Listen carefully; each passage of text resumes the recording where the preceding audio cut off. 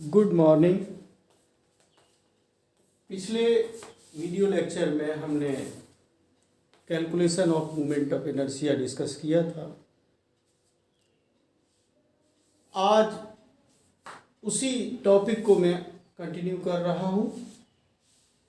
जैसा कि आपको जो सिलेबस प्रोवाइड किया गया है उसमें मेंशन किया गया है, ये 5 टाइप की बॉडीज़ हैं: thin rod, ring, disc, cylinder और स्फीयर। हमने थिन रॉड का मोमेंट ऑफ इनर्शिया कैलकुलेट करना डिस्कस किया था, रिंग का किया था, डिस्क का किया था। आज हमें सिलेंडर का करना है। लेकिन अभी मेरे थॉट में आया कि थिन रॉड में कुछ थोड़ा बहुत बाकी रह गया था, उसको कंप्लीट किया जाए और उसके बाद सिलेंडर का मोमेंट ऑफ इनर्शिया कैलकुलेट करना हम आपको डिस्कस करते हैं। सबसे पहले थिन रॉड को एज रिवीजन 2 मिनट में देख लीजिए। ये कोई थिन रॉड है जिसकी लेंथ L है और इसका मास M है।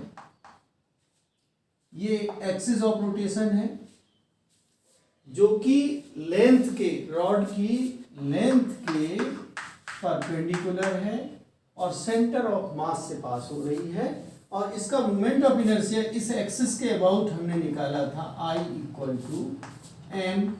mL²/12। कैसे निकाला था एक बार फिर देख लीजिए।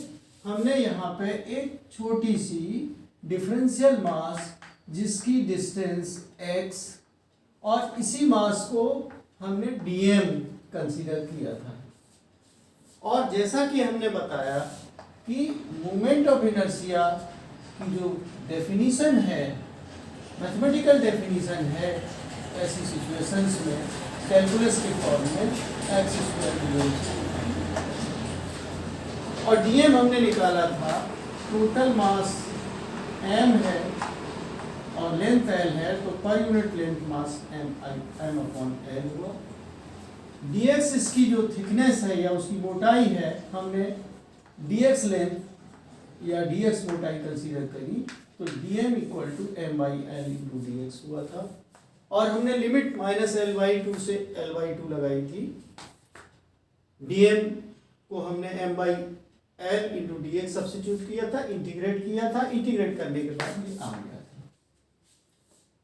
अब मैं आपको, जब मैंने बुक को ध्यान से देखा तो उसमें एक केस है, अगर ये रेक्टेंगुलर लैमिना होता, ये रॉड की जगह पे रेक्टेंगुलर लैमिना होता, यानी कि उसकी जो मोटाई भी है एप्रिसिएबल मोटाई होती और इसकी लेंथ हम L कंसीडर करते और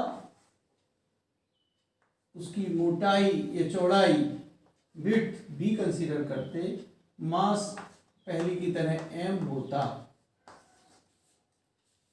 ये एक्सिस ऑफ रोटेशन है परपेंडिकुलर टू इट्स लेंथ और सेंटर ऑफ मास से पास हो रही है।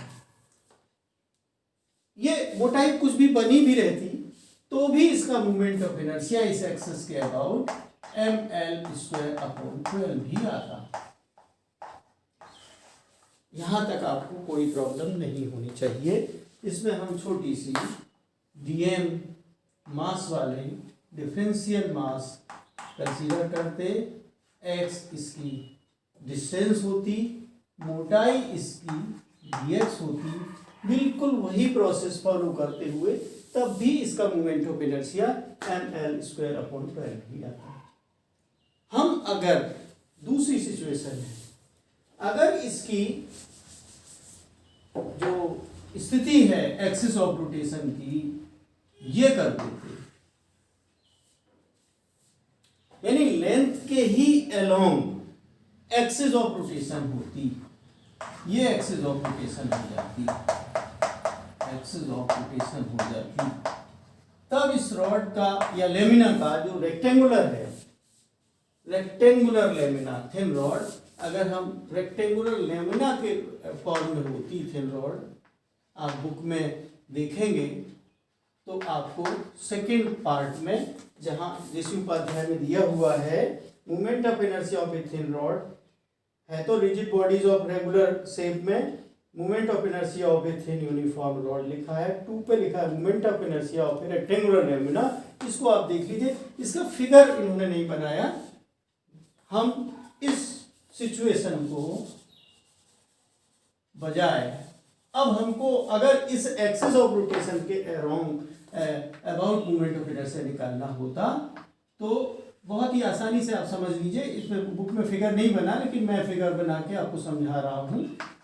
जब एक्सिस ऑफ रोटेशन ये होती, मैंने इस एक्सिस ऑफ रोटेशन को कंसीडर नहीं किया आपकी बार। अब हम इस रेक्टेंगुलर लेमिना को चौड़ाई के हिसाब से, विड्थ के हिसाब से, मतलब इसको हम लंबाई मान लेते हैं, तो अब इसमें भी आप dx थिकनेस लेते और ये भी आप dx के बजाय सपोज करते हैं dy थिकनेस ले लेते और ये सेपरेशन y होता। तो अब ये formula movement of inertia about ये एक्सिस हम PQ मान लेते, तो इसका रेक्टेंगुलर लेमिना है, इसका हम मूवमेंट ऑफ इनर्शिया क्या निकालते, ये बहुत आसानी से आप समझ सकते हो।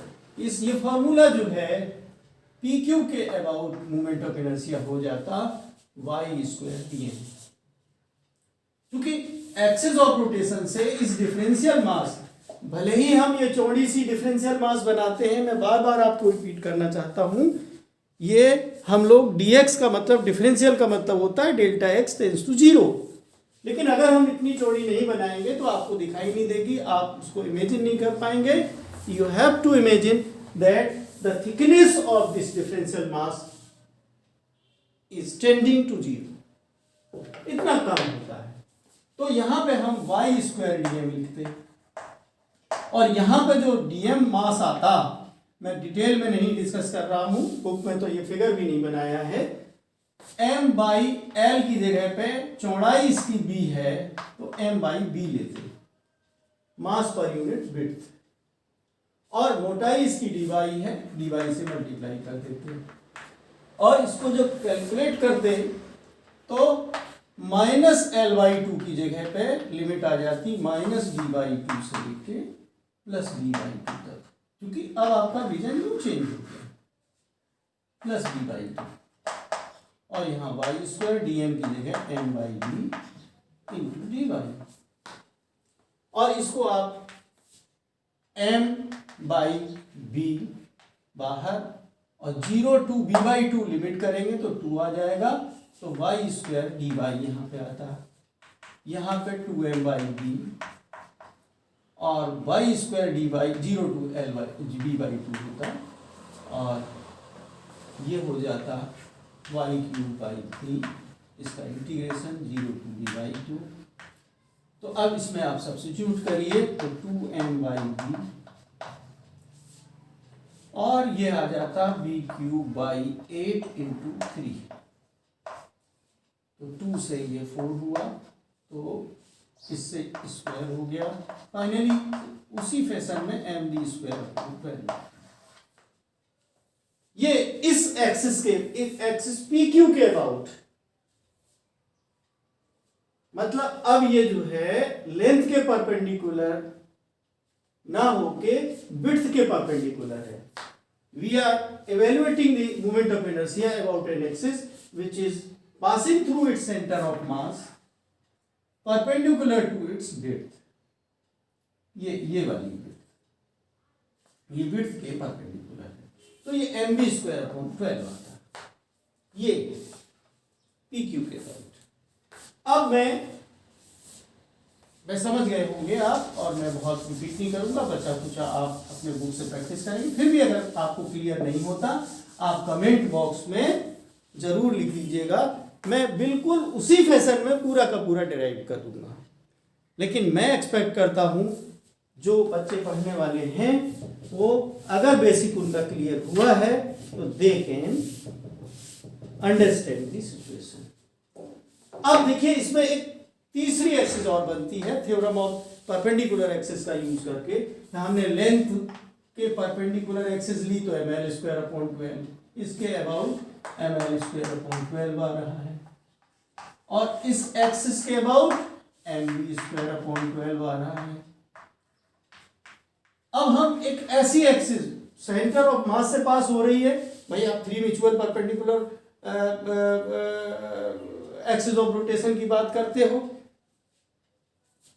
थ्योरम ऑफ परपेंडिकुलर में AIX + IY = IZ आप मानते हो। यहां पे अगर हम इसको x एक्सिस मानते हैं तो IX हमारा यहां पे ml²/12 आपको दिखाई दे रहा है, और ये x एक्सिस के अलोंग जब हमने बनाया है तो ये हुआ mv²/12, और ये जब y एक्सिस के अबाउट कर रहे हो तो ये ml²/12। तो ये एक्सिस जो सेंटर ऑफ मास से पास हो रही है, जो कि प्लेन लेमिना के उस प्लेन के परपेंडिकुलर है एक्सिस। प्लेन लेमिना मतलब आप कॉपी खोल लीजिए, लंबाई में भी है चौड़ाई में भी है। हमने जब लंबाई के अलोंग जैसे डायमीटर करते थे, वैसे ही आपने उसी के प्लेन में, माने एक्सिस ऑफ रोटेशन आपकी अगर ये है तो ml²/12, और अगर ये एक्सिस ऑफ रोटेशन हो गई तो mv²/12। अब अगर आपने ये एक्सिस ऑफ रोटेशन बना ली है और यूं रोटेट करा रहे हो तो IZ होगी, जो कि सेंटर ऑफ मास से तो पास हो रही है लेकिन इस प्लेन के परपेंडिकुलर है, तो इसका मोमेंट ऑफ इनर्शिया ये I होगा। IZ नहीं लिख रहा हूं, m लिखने में L आपका पहले से जाना पहचाना है तो उसको हम पहले लिख रहे हैं, भले ही यहाँ पे अलग बाद में हमने लिखा है। तो L² + B² LCM आ गया 12। ये प्लेन लैमिना का मोमेंट ऑफ इनर्शिया इस तरीके से निकलता है। फिर और जो केसेस हैं कि इसके कॉर्नर पे निकालना है या इसके किनारे पे निकालना है, तो इनकी जो है इक्वेशंस आप बड़े आसानी के साथ स्वयं कर सकते हैं। अब इसी तरीके से यूनिफॉर्म बार आप लेंगे रेक्टेंगुलर क्रॉस सेक्शन का, यूनिफॉर्म बार है रेक्टेंगुलर क्रॉस सेक्शन का, तब भी ml² + B²/12 आएगा। आप बुक से कंटिन्यूअसली इनको देखते जाइए और करते जाइए। हाँ, एक चीज और केस इन्होंने किया है, उसको भी डिस्कस कर दूं तो कोई बुराई नहीं है, कि इन्होंने एक रेक्टेंगुलर बार लिया है, केवल केस हमको स्टडी करना है। ये रेक्टेंगुलर बार है, जो फिगर इन्होंने बनाया उसको मैं नहीं बना रहा हूं, जिसकी अच्छी खासी मोटाई है, और एक्सिस ऑफ रोटेशन हमारी यही है perpendicular to the plane.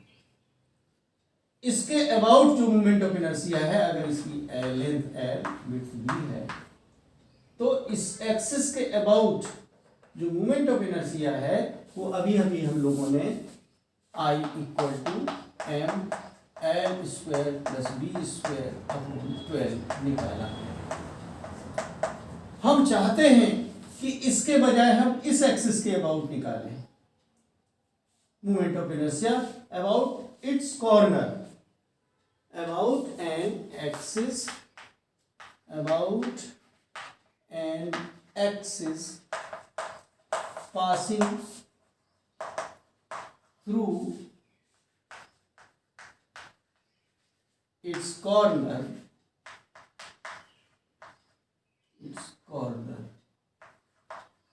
and perpendicular to plane, perpendicular to its plane. You can imagine, हम 3 डायमेंशनल फिगर नहीं बना रहे हैं क्योंकि हमको ये 2 टॉपिक और कंसीडर करने हैं, वीडियो बड़ा हो जाएगा, इसलिए आप लोग बड़ा वीडियो देखना पसंद नहीं करते हैं। तो अब आपने इस कॉर्नर को लिया, अब आप देखिए कि अगर ये लेंथ L है तो ये L/2 हुई, ये B/2 हुई। तो ये जो सेपरेशन है, distance between the 2 parallel axis लगाओगे, ये सेंटर ऑफ मास से पास होने वाली एक्सिस के अबाउट ये मोमेंट ऑफ इनर्शिया है। तो अगर इस एक्सिस के अबाउट मोमेंट ऑफ इनर्शिया निकालना चाहते हो तो I इक्वल टू हो जाएगा ICM plus M H square आप लिखते थे अपने 11th क्लास में, तो हमने एच ही लिख दिया, इसको एच मान लेते हैं। तो ये एच कितनी होगी, this square plus this square का स्क्वायर रूट, यानी L/2 का होल स्क्वायर प्लस B/2 का होल स्क्वायर।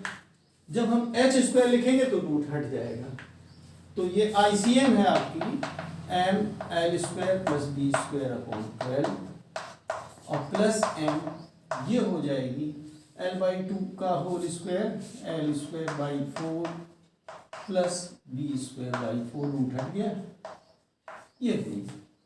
अब हम m सभी में कॉमन निकाल लेते हैं और यहाँ पे हम LCM लेते हैं 12, तो ये L square plus B square ही रहा, यहाँ 4 है, 3 जुड़ जाएंगे, 3L square plus 3B square.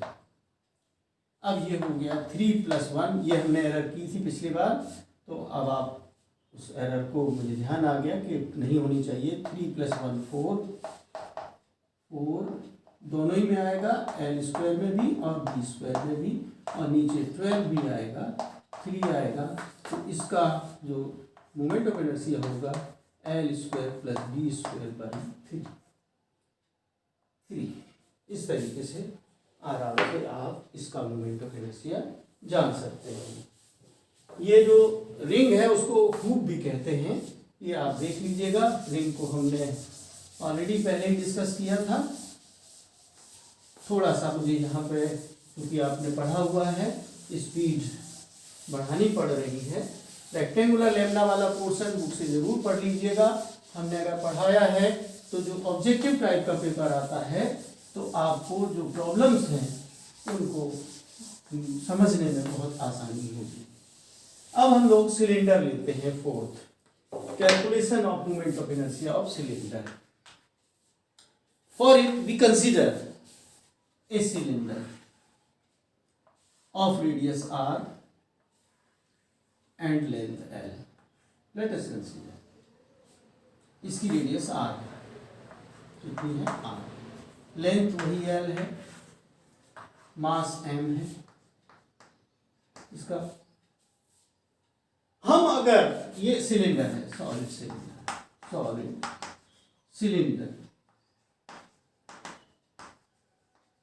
अब यहाँ पे हम जो हमारे बुक में डिस्क्राइब करी गई हैं 2 एक्सिस ऑफ रोटेशन कंसीडर करी हैं, दोनों के लिए मोमेंट ऑफ इनर्शिया के फॉर्मूले बताए गए हैं।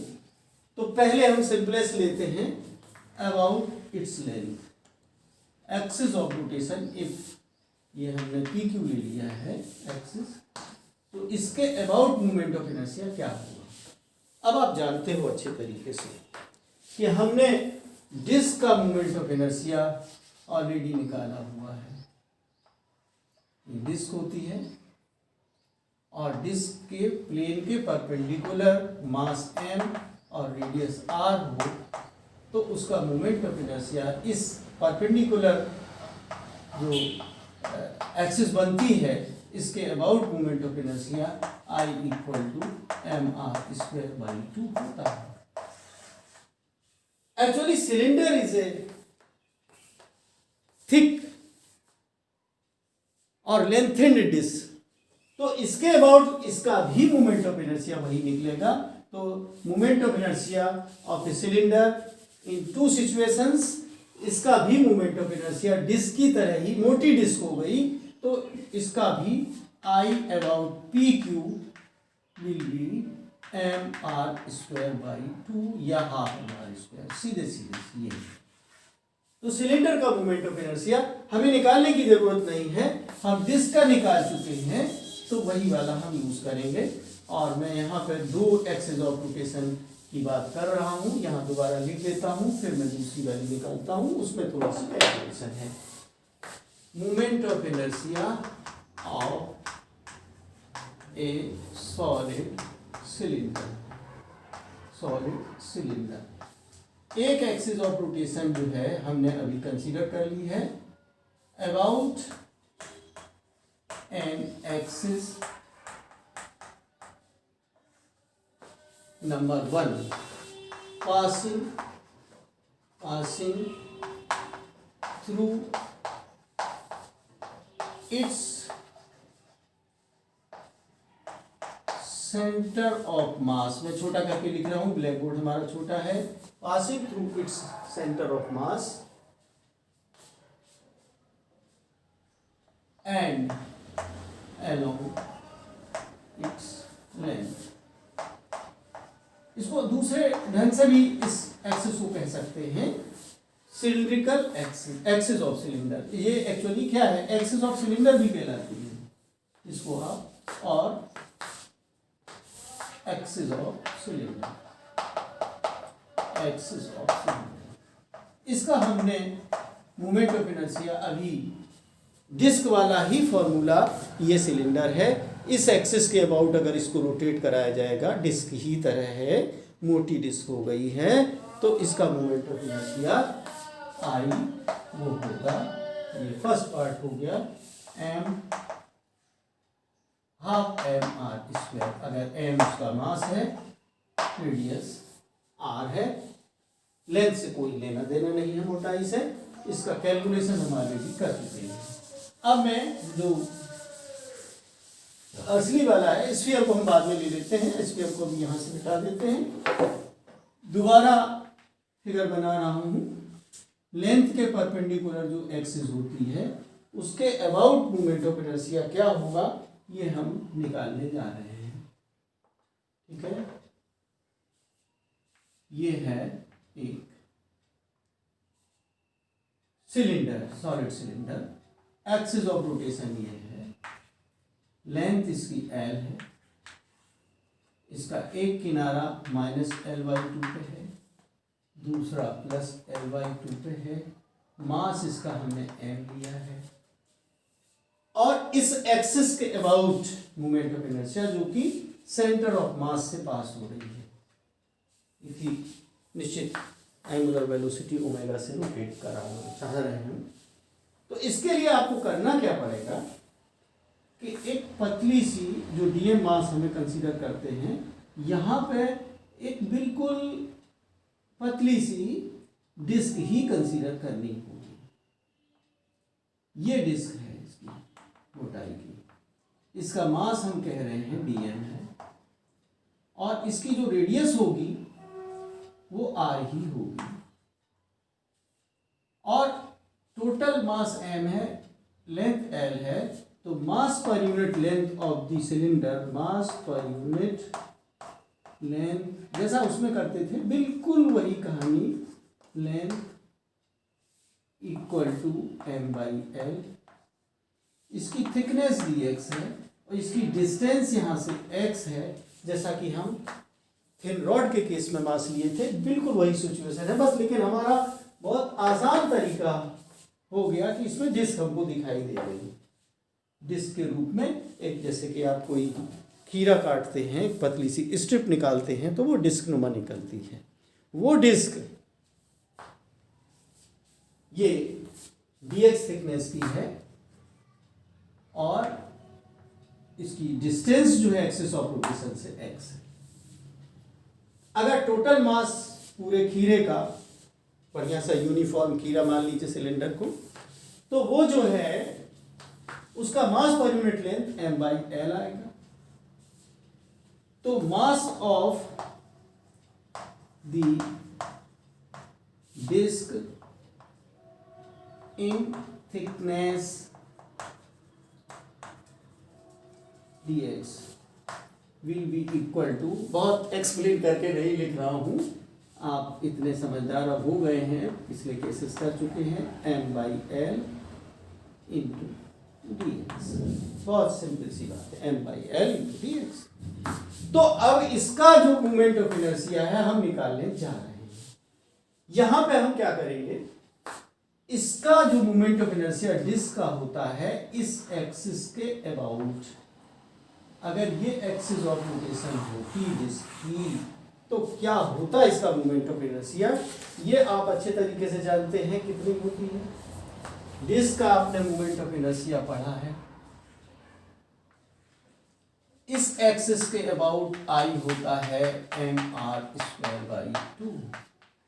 लेकिन अबाउट डायमीटर अगर आप निकालते तो इसके अबाउट हमने थ्योरम ऑफ परपेंडिकुलर एक्सिस लगाई थी, ये मोमेंट ऑफ इनर्शिया mr²/4 होता है।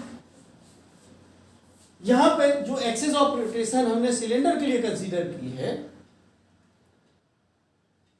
ऐसे ही एक एक्सिस ऑफ रोटेशन हम इसी के पैरेलल ये एज्यूम कर लें, है नहीं लेकिन एज्यूम कर लें कि अगर इसका मोमेंट ऑफ इनर्शिया इस एक्सिस के अबाउट इस डिस्क का निकाला जाता तो क्या होता?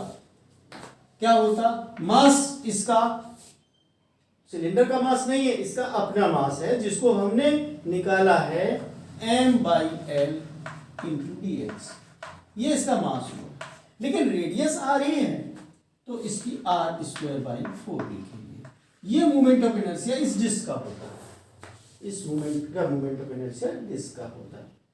लेकिन ये एक्सिस ऑफ रोटेशन नहीं है, हमारी एक्सिस ऑफ रोटेशन इस डिस्क के लिए, पूरे सिलेंडर को थोड़ी देर के लिए भूल जाइए। You have only a disc whose mass is m/l × dx, और उसकी जो एक्सिस ऑफ रोटेशन है वो डायमीटर के अबाउट है, तो उसका मोमेंट ऑफ इनर्शिया हमने बता दिया m/l × dx is the mass of this disc, mass of this disc, और radius of this disc is r, formula mr²/4 होगा। लेकिन इस डिस्क का moment of inertia about this axis, इसको मैं ए बी कह देता हूं, इस ए बी के about moment of inertia of the disc, differential disc और disc element, moment of inertia of the disc under consideration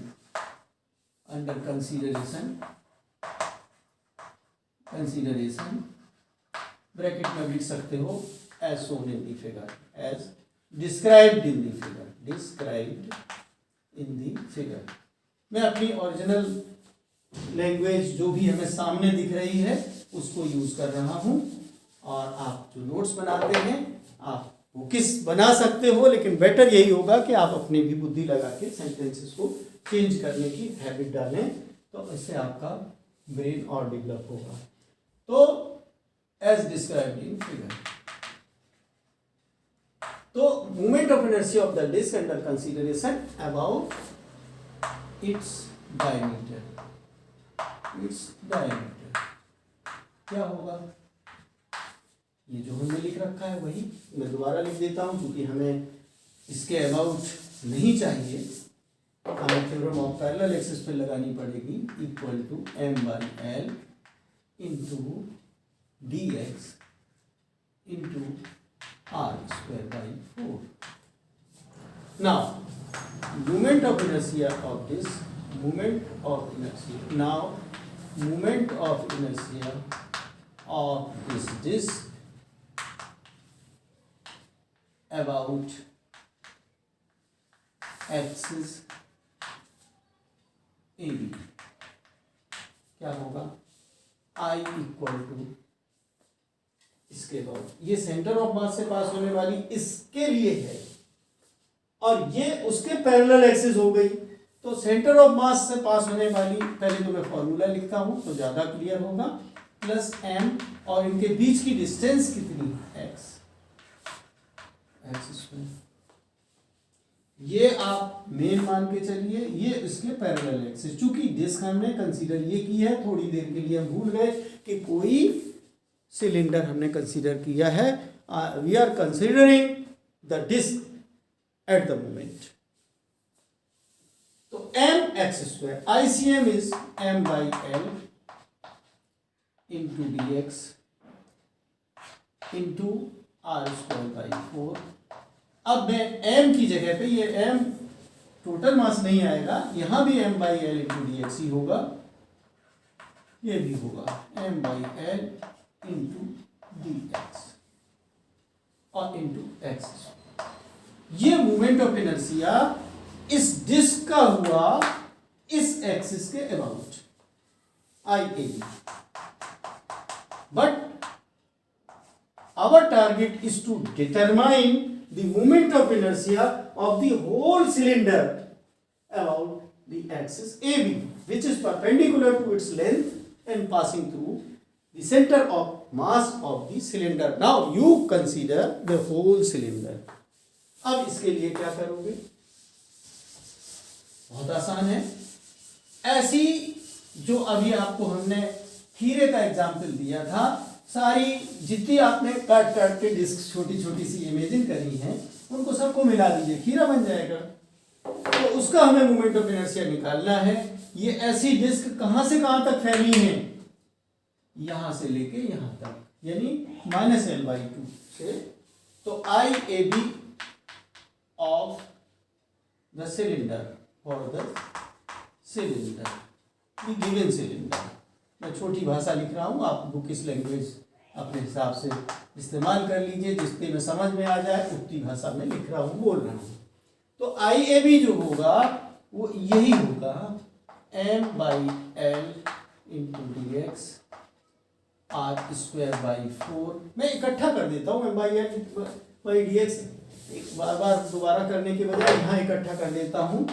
m/L बाहर आ गया और ये r²/4 प्लस x² यहाँ पे रहा और dx हमने यहाँ बाहर लिख दिया है. ठीक है, कोई प्रॉब्लम नहीं. तो इसका ही हमें निकालना है. तो m/L into r²/4 plus x² into dx. इसके निकालना है तो इंटीग्रेट. एक डिस्क का था, ये जो हमने लिखा है वो डिस्क का था, लेकिन अगर हम सिलेंडर का निकालना चाहते हैं तो इंटीग्रेट कराना पड़ेगा -L/2 प्लस L/2. बस moment of inertia of cylinder about the axis passing through centre of mass and perpendicular to length. तो ये हम m/L बाहर निकालते हैं और इसकी जो लिमिट है वो 0 to L/2 के लिए 2 से मल्टीप्लाई करेंगे, 0 to L/2 हो जाएगी. अब इंटीग्रेशन हमको सिर्फ r²/4 प्लस x² का करना पड़ेगा, वो हम लोग कर लेते हैं. नीचे हम मिटाते हैं और नीचे मिटाने के बाद देख लीजिए क्या निकलता है. 2m/L बाहर है ही है और यहाँ पे आएगा इसका इंटीग्रेशन r²/r कांस्टेंट, r²/4 हमने एक्स लिख लिया. इसमें 1 है तो 1 का हो जाएगा x और प्लस x का होगा x³/3. सिंपल है. और 0 to L/2 जब आप लगाओगे तो सॉल्व करके देखते हैं. 2m/L ये हो गया r²/4, x की जगह पे L/2, यहाँ भी L/2 तो L³/8 × 3. ये हो गया. x की जगह पे हमने L/2 रख दिया है. ये जो 2 था इसको हम नीचे ले गए, यहाँ पे 1 2 काट दिया, यहाँ पे 8 का 4 हो गया. तो अब इसको क्या लिखेंगे हम? इसमें L है तो इसको हमने क्या किया है, इन्होंने जो है सिंप्लीफाई फॉर्म में कैसे लिखा है, ये अब अलग ही अलग कर लेते हैं. m/L into L into r²/4 पहला टर्म हो गया, तो इससे LL कट गया और प्लस 2 मैंने काट दिया था इसलिए मैंने दोबारा इसमें 2 काट दिया था मैंने, इसलिए दोबारा नहीं लिखा है. यहाँ भी काट दिया है. तो ये m/L इंटू L4 × 3 L² होगा. तो कुल मिला के ये जो निकल के आया है I about axis AB equal to mL²/12. पहले लिख लेते हैं, ज़्यादा अच्छा लगेगा देखने में, चूंकि रॉड का mL²/12 होता है. हमने लिख दिया और प्लस ये एक एडिशनल टर्म आया है mR²/4. तो इस तरीके से जो फाइनल फॉर्मूला निकला है वो आया और moment of inertia of the rod about an axis passing through its center of mass perpendicular to its length m बाहर यहाँ पर L²/12 plus R²/4. This is the required formula or final formula to be used for the determination of or calculation of moment of inertia of the cylinder having its length L, mass m, radius r. This is final formula. मैं इसके आगे नहीं कर रहा हूँ. अगर आप इसी का मोमेंट ऑफ इनर्शिया इसके किनारे से निकालते तो आप थ्योरम ऑफ पैरेलल एक्सिस से प्रॉब्लम के लिए आप अपने पास इसको कंसीडर करिए, आप खुद निकाल के देखिएगा. हो सकता है इसके पीछे कोई प्रॉब्लम सॉल्व या सॉल्व दी हो तो आप सॉल्व कर लीजिएगा. अब इस तरीके से हमने सिलेंडर का moment of inertia finally calculate कर लिया है. सिलेंडर की जो ज्योमेट्री है उसके हिसाब से दो एक्सिस बनती थी. एक एक्सिस ऑफ द सिलेंडर जो होती है उसके अबाउट mr²/2 डिस्क वाला फॉर्मूला होता है और परपेंडिकुलर टू इट्स लेंथ जो फॉर्मूला निकल के आया आपने देखा वो आया m ब्रैकेट के अंदर L²/12 प्लस R²/4. नाउ जो फाइनल है स्फीयर उसको भी हम कर लेते हैं, छोड़ना ठीक नहीं है. आगे से जो नेक्स्ट वीडियो होगा उस पर हम रोलिंग मोशन माने कंबाइंड मोशन और ट्रांसलेशन करा सकते हैं, इसलिए इसको भी आप पढ़ लीजिए. बहुत डिफिकल्ट नहीं है. Calculation of moment of inertia of sphere, calculation of moment of inertia of sphere, ये 5th body solid sphere. Solid sphere का मोमेंट ऑफ इनर्शिया किस एक्सिस के अबाउट क्या निकालना है मैं फिगर बना के समझा रहा हूं. Let us consider a sphere. ठीक हो गया कंसीडर. ये स्फीयर बना लीजिए. स्फीयर है नहीं, स्फीयर का फिगर. अब ये हम एक्सिस ऑफ रोटेशन हम इसकी कंसीडर करते हैं.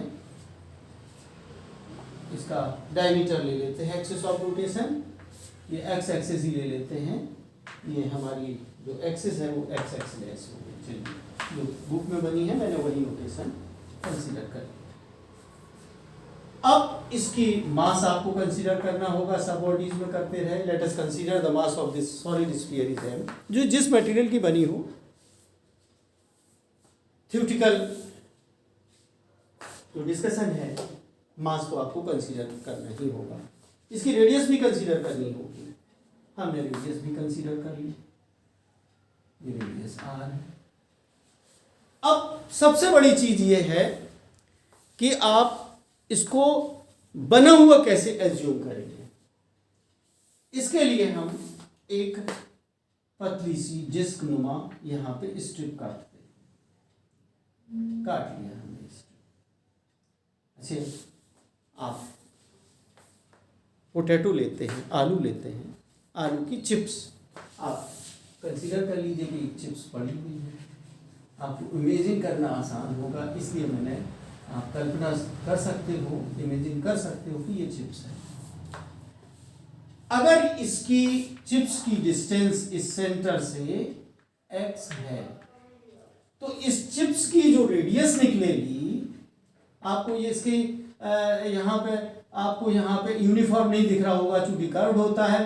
कोई बात नहीं, हमने आपको पहले ही समझा दिया है कि ये जो थिकनेस है हम चिप्स ले रहे हैं जो डिस्क के रूप में है वो dx है.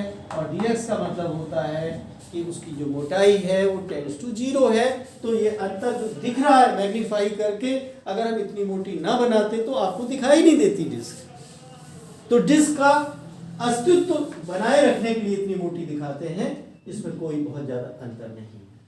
तो इस डिस्क की रेडियस अगर y आप मानते हो कितनी होगी √, ये डिस्टेंस पाइथागोरस थ्योरम से आप निकाल सकते हो √r²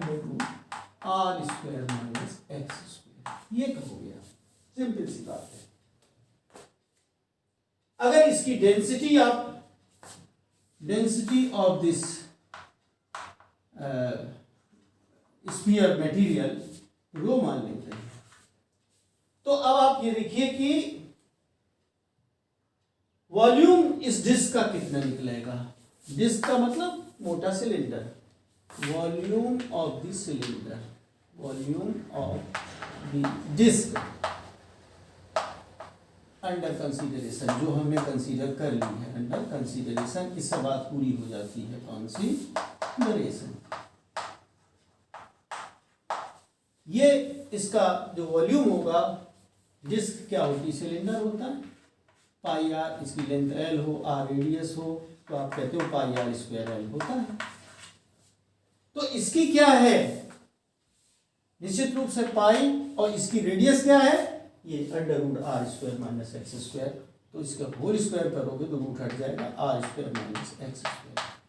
और एल क्या है, इसकी मोटाई। ये तो हुआ इसका वॉल्यूम, और इसका मास क्या होगा, volume into density. Mass of this disc क्या होगा, mass of this disc will be pi r square minus x square into d x into rho. ये तो हुआ इसका मास, यानी जो हमने एक पतली सी डिस्क कंसीडर करी है, उस स्फीयर के अंदर उसका हमने एक तरीके से डिफरेंशियल मास m कंसीडर कर लिया है। बहुत ही आसानी से आप समझ सकते हो। अब इसका moment of inertia about x x dash क्या होगा, मोमेंट ऑफ इनर्शिया जैसा हमने सिलेंडर में अभी भी किया था, उसी तरीके से इस एक्सिस के अबाउट इस डिस्क का मोमेंट ऑफ इनर्शिया, यानी परपेंडिकुलर टू इट्स प्लेन, जैसा कि आप जानते हो डिस्क का moment of inertia half M R square होता है। हाफ एम आर स्क्वायर आपने पढ़ा हुआ, वही फॉर्मूला लगाए जाएंगे, moment of inertia of this disc of the disc of the differential disc है, जो हमने ली है जबरदस्ती, वो अपनी सुविधा के लिए डिफरेंशियल फॉर्म में है। Differential disc will be half mass is this pi r square minus x square into dx into rho, और इसकी रेडियस अगेन आप लिखोगे इसका होल स्क्वायर, यानी एक बार फिर r square minus x square multiply करना पड़ेगा। इस फॉर्मूले को हमने लगाया यहाँ पे, ध्यान रखें, इसी चीज को समझ लीजिए, और इसमें बहुत कुछ ज्यादा समझने को नहीं है। हमने ऐसी ही जैसे आलू छोटी छोटी चिप्स काटते चली जाइए और चिप्स से मिलके बना है, ऐसे ही हमने एक एक्स डिस्टेंस पे एक डिफरेंशियल डीएक्स मोटाई की एक डिस्क कंसीडर करी है, जिसका मास m by L into d x की तरह लेते थे, लेकिन हमने अब दूसरा कॉन्सेप्ट यूज किया, m by L into d x नहीं लिया। हमने क्या लिया कि टोटल मास इसका स्फीयर का m है, ठीक है, रेडियस r है, इसकी डिस्टेंस x है, तो इसकी रेडियस हमने पता कर ली इस डिस्क की, under root r square minus x square. ये वेरिएबल है x, हमारी यहाँ भी डिस्क हो सकती थी x।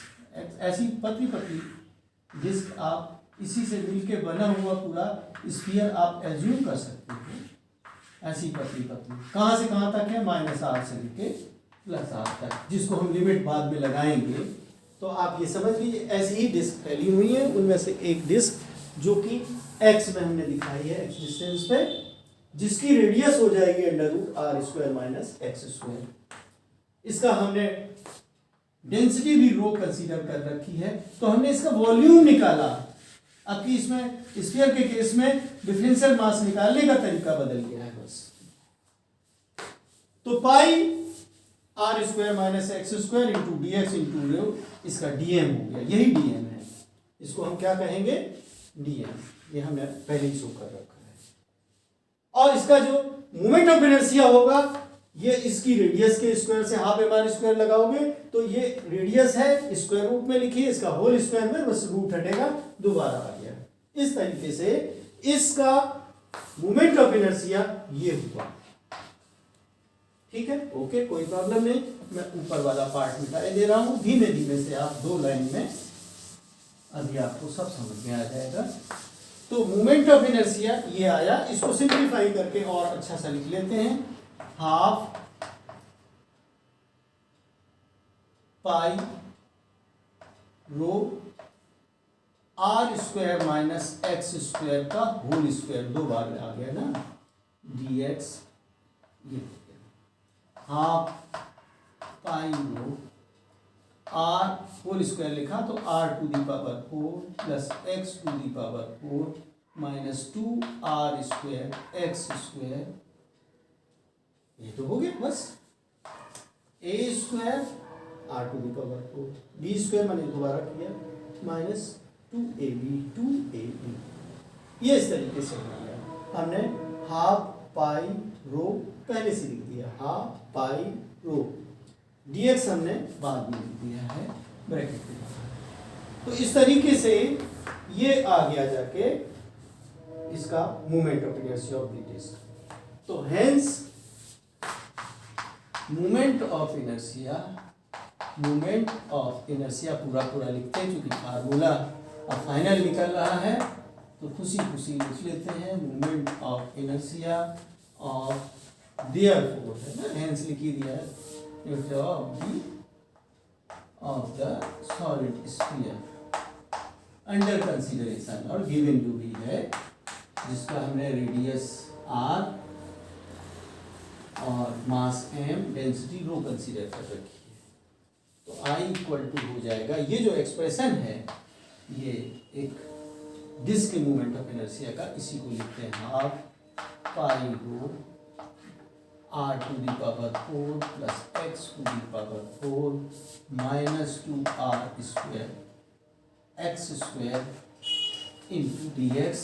अब ऐसी ही बहुत सारी डिस्क एक्सिस वेरिएबल, इन सबसे मिला के बनता है पूरा सॉलिड स्फीयर, और इसकी लिमिट कहाँ है, माइनस आर से प्लस आर तक पूरा स्फीयर बन के तैयार हो गया ऐसी पतली पतली डिस्क से। तो integration from minus r to plus r, इसमें हाफ पाई रो जो कांस्टेंट चीज है वो पहले से बाहर आ जाएगी, पाई रो, और लिमिट जब चेंज कराओगे तो 2 से मल्टीप्लाई होगा, ये कैंसिल हो जाएंगी, और यहाँ पे बचेगा सिर्फ r to the power 4 plus x to the power 4 minus 2 r square x square और डी एक्स। अब इसका इंटीग्रेशन क्या होगा, मैं ये नीचे वाला पोर्शन मिटाई दे रहा हूँ ताकि मैं आपको आगे के स्टेप्स बता सकूं। तो ये हो गया जाके सिंपली पाई रो और 0 to r, sorry minus r to r की जगह 0 टू आर। अब इसका देखिए r square r to the power 4 के साथ 1 है, एक्स टू दी पावर 4 अपने आप में है, इंटीग्रेशन कर लेंगे, इसका भी हम लोग कर लेंगे। तो करते हैं r to the power 4 into x, r to the power 4 sorry, x to the power 4 का कितना होगा, plus x to the power 5/5 minus 2 r square, ये तो कांस्टेंट ही चीज है, एक्स क्यूब बाई 3 और 0 टू आर। अब एक बार आर सब्स्टिट्यूट करेंगे अपर लिमिट, एक बार 0 वाली तो कोई मतलब नहीं है, आर ही सीधे सीधे रख देते हैं, वही बचनी है, हम सब्स्टिट्यूट करके देते हैं पाई रो, और ये हुआ r to the power 4 into r, तो आर टू दी पावर 5 और plus r to the power 5/5 minus 2 r square x cube की जगह आर क्यूब बाई 3, ये हुआ 0 टू आर आपने लगाया था, लग चुका है, माइनस 0 करेंगे। अब इनको सॉल्व कर लीजिए, तो पाई रो 15 आ गया एलसीएम, तो ये 15 आ गया, 15 आर का पावर 5, यहाँ पे 3 आएगा, 3 आर टू दी पावर 5 हैं, और यहाँ पे माइनस, यहाँ पे 5 से मल्टीप्लाई करना पड़ेगा ऊपर, तो 10 आर टू दी पावर 5, ये भी 2 और 3 मिला के 5 हो जाएगी। तो कुल मिला के 15 और 3 18 में से 10 चले गए तो कितना हो गया 8। तो ये हो गया इक्वल टू 8/15 पाई r⁵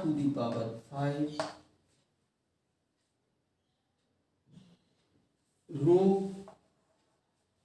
बस हो गया, r⁵ हो गया पूरे 8 जो है आ चुके हैं, पाई रो आ चुका है, बस यही हुआ। ये सॉलिड सिलेंडर के का moment of inertia about its diameter, जो एक्स डैश ली थी वो डायमीटर है। अगर ये नहीं होते तो फिर यहाँ डिस्क हम बना लेते, इस एक्सिस के अबाउट भी यही आता। अब एक चीज करनी बाकी है, रेडियस के टर्म में न करके हम मास के टर्म में करना चाहते हैं। बहुत आसान है, आप जानते हो अच्छे तरीके से कि मास ऑफ स्फीयर क्या होगा। इस सिचुएशन में mass of the sphere equal to 4/3 pi r⁵, इसका वॉल्यूम है, ये वॉल्यूम होगा, और डेंसिटी इसकी रो है, वॉल्यूम इनटू डेंसिटी करते हो, तो हमने वही किया। तो 4/3 पाई r³ रो मास होता है। अब इसमें से हम वो वाला उधार लेके यहाँ पे बना लेते हैं। हमने लिखा, यहाँ पे हमने कहा मोमेंट ऑफ इनर्शिया 8/15 है, तो 4 हम दूसरे के लिए बचा लेते हैं, सिर्फ 2 यहाँ पे लगाते हैं, और 3 है, इसमें से 3 बचा लेते हैं, तो यहाँ 5 बचेगा। और यहाँ पे आप लिख सकते हो 4/3 पाई r³ और इंटू r² इंटू रो भी इसी के साथ कर देते हैं। जब आप 4/3 पाई r³ बचा रहे हैं तो यहाँ r² बचेगा, रो को भी हमने इसके साथ कर लिया। तो ये क्या चीज है, 4/3 पाई r³ रो, ये मास है। तो 2/5 मास of the sphere into r²। This is the final formula. ये आप ऑलरेडी एक सॉलिड स्फीयर का मोमेंट ऑफ इनर्शिया का फॉर्मूला पहले से आप जानते हैं कि moment of inertia of the solid sphere is 2/5 mr² about an axis passing through its center of mass or about its diameter। ये आपने ऑलरेडी पढ़ा है। इसके लिए एक बार हम फाइनली फिर रिवाइज कर रहे हैं कि हमने कोई एक डायमीटर से पास होने डायमीटर वाली एक्सिस, यानी कि सेंटर ऑफ मास से पास होने वाली एक्सिस कंसीडर करी। इस डायग्राम में हमने एक्स एक्सिस कंसीडर करी थी। इसके लिए हमने इस एक्सिस के परपेंडिकुलर एक डिस्क जिसकी मोटाई dx है कंसीडर कर ली, डिफरेंशियल डिस्क, और इसका मास निकालने में हम इंटरेस्टेड थे।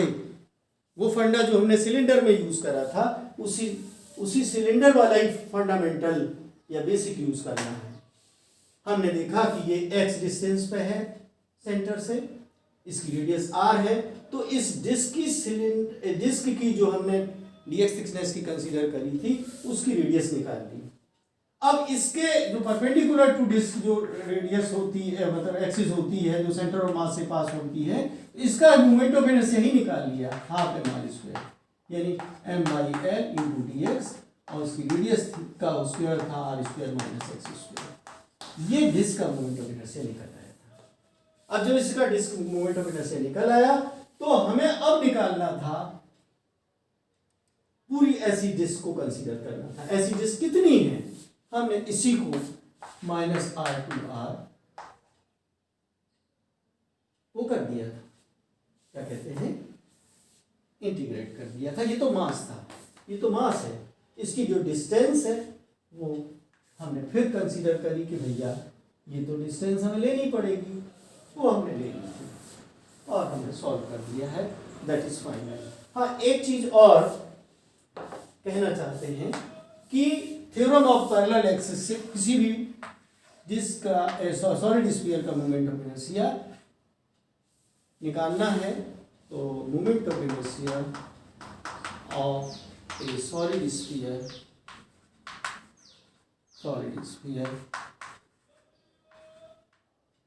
about an axis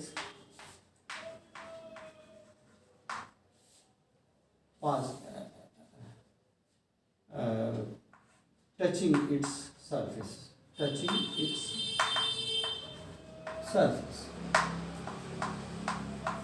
या आप टेंजेंशियल एक्सिस भी कह सकते हो, तो उसको सरफेस को है टेंजेंट बन जाता है, टेंजेंशियल सरफेस,